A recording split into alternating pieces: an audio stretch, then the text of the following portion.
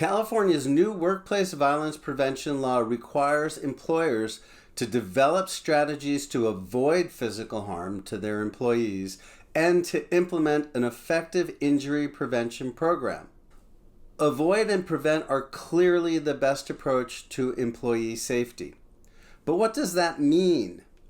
In this video, the first of 3 videos on this subject, you'll learn about the most important skill to implement for avoiding physical harm from workplace violence. Hi, I'm Mike Corwin. I help businesses, nonprofit organizations, and government agencies prevent workplace violence. I've investigated a lot of workplace violence incidents during the 30+ years I conducted litigation investigations. My approach to preventing workplace violence draws heavily upon what I learned from working on those cases. California requires employers to have a workplace violence prevention program in place by July 1, 2024. I've got a useful tool, my free workplace violence prevention checklist, to help you get started developing your program. It's a great roadmap for you to follow as you develop a workplace violence prevention program. Just click on the link in the description below. The number 1 most important strategy to avoid physical harm from workplace violence. When it comes to effectively preventing injury from workplace violence, the most important strategy is to spot a potentially dangerous situation in advance so that you can completely avoid physical harm. Here's an easy way to think about this concept. Distance equals early warning equals options equals safety. Meaning the further away from a threat and the earlier in the process that you detect that danger, the more options you can develop to avoid that risk, which enhances your ability to keep safe. If you notice a safety threat before you are upon it, be it an angry client charging towards you or a person holding a weapon, the sooner you notice that threat, the better you'll be able to avoid it. We do this by developing our situational awareness skills. So how do you develop your situational awareness skills? Situational awareness means using your senses to develop an awareness of the environment around you and the people within it, and then processing that information so that you can quickly act upon it and to do so automatically. It's a skill that can be learned fairly quickly, though it will take you some effort and time to make it automatic. The good news is that we already have a head start on being able to do this. We're genetically programmed through hundreds of thousands of years of survival as a species. The first step in this process is to describe to yourself what you can see and hear around you. Do this wherever you go. It's going to take repetition, so the more you do it, the better. Begin this process simply.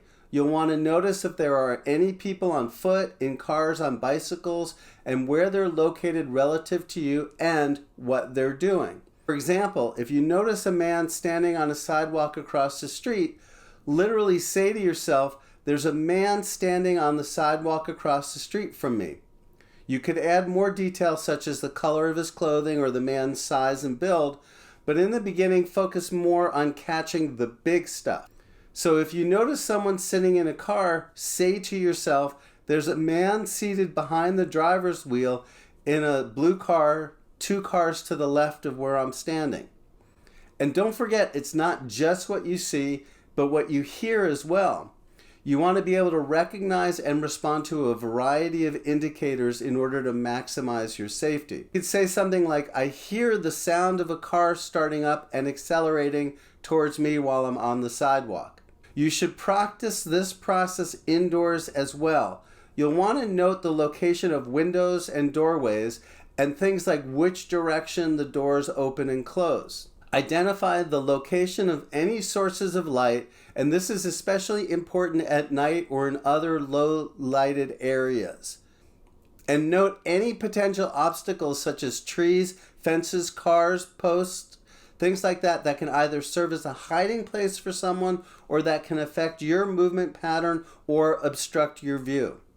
And finally, you'll also want to note where you can head to if something were to happen, such as going to a bathroom, a closet, or to another part of a building so that if you're unable to leave the building, you still have a safe place to go. Think about what route to take and what might prevent you from getting to that place. Don't just observe the route, but approximate the number of steps it will take you to get there. The amount of steps matters because of your visibility when you're on the move and how long it will take you to get from one location to the other. Don't just look for one path to safety. Look for more than one route. It's possible that your primary route won't work, so that you have to have other options to get to a place safely. The more opportunities you have, the more likely you are to keep safe. Now here's how to test your skills as you learn them. As you practice this process day in and day out, test your progress at different points to see how well you're doing. Here's an easy way to do that. Simply video what you are describing and then watch the video to see how accurate you are. Initially, you can expect to see people and other potential threats that you should have described in the video that you left out. So use the video to learn from it. See what types of things you tend to miss most often and ensure that you focus on them when you do your practice.